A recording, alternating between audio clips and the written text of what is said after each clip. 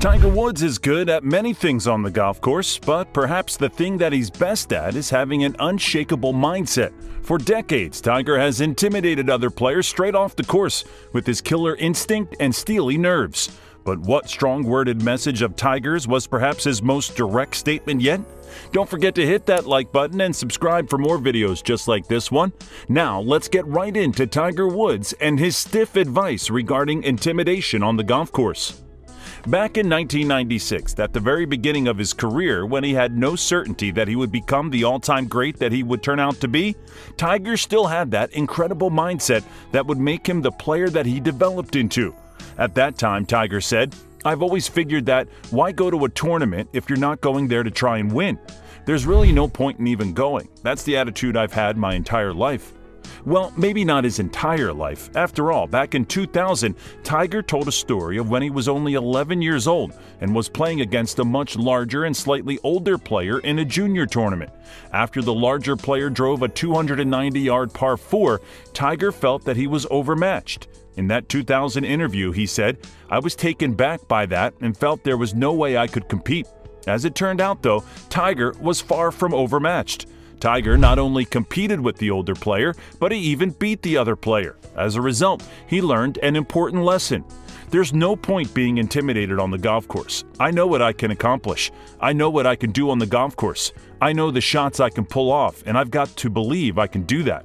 He followed up on this mindset in an interview back in 1997 when Tiger was just coming off of his historic victory at that year's Masters. Tiger had blown away the competition by a historic margin, recording a score of 18 under par to beat his nearest competitor by 12 strokes. Many were shocked that the 21-year-old phenom was able to pull off such an all-encompassing victory, but given what he had to say about his approach on the course, it was really no surprise. He said, in part, "I don't really care what they think. To be honest, winning a major early, I always had envisioned it, so it was not that big a surprise for me to do it. But the fashion I did it in is a surprise. To win by 12, that's more than what I ever dreamt of. To win a major by the age of 21, I thought I'll do it by 22 or so. I kind of beat my own expectations." When asked whether or not he was prepared for a superstar-level career, Tiger answered, "I couldn't answer that even now, or maybe a week from now. I can tell you this, when I turned pro, I never thought it would be like this. Now that I have accomplished winning the Masters at age 21, my visibility has definitely gone up. That's going to be a burden more than anything. When I am out to dinner with my friends, I am with a mouthful of food when people want autographs or a picture. It can get tough." So far, all that we've looked at are interviews from early in Tiger's career. But what about some advice from the superstar himself after the span of his entire career? At his Tiger Jam charity event, 2018, Tiger gave a motivational speech about mindset on the golf course to those in attendance, which included perhaps the strongest statement of his career on the matter, when he said of his golf abilities, "If I do this more efficiently than you, but if you get intimidated, that's your own effing issue." He added another statement, equally succinct but also equally powerful. "I can't control you. The only thing I can control is me." Other players have certainly felt the sting of Tiger's abilities in intimidation as well. Going way back to his college days as a student athlete at Stanford, he competed against many players in tournaments, including USC's Aaron Oberholzer, who would later play professionally. On an episode of the Subpar podcast back in 2020, Oberholzer related an incredible story about Woods. "We step onto the first tee at North Ranch, and that was the first time that I remember getting the blank stare. And we all know the blank stare if you've ever played with Tiger and you've come up against him when everything's on the line. It doesn't matter whether it's a college tournament or you're playing him in tiddlywinks. He wants to beat you." He continued, "So I remember going to shake his hand. He's always the last on the tee, as we all know.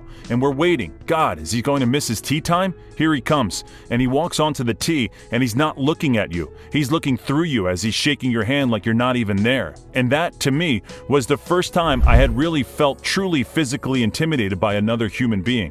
And I had to regather myself really quickly and say, "Okay, all right, I've got my business to take care of today. I want to win USC's tournament." But, as you might have guessed, Tiger was a little too much for his collegiate counterparts. Oberholzer finished the story by saying, "Well, we do our thing. He ends up clipping me by a couple. I end up finishing third. He ends up winning the golf tournament. But I learned a lot that day just playing with him. It's burned into my memory. like a couple of the shots that he hit in college when I played with him. It's like a deer in the headlights. It's glazed over.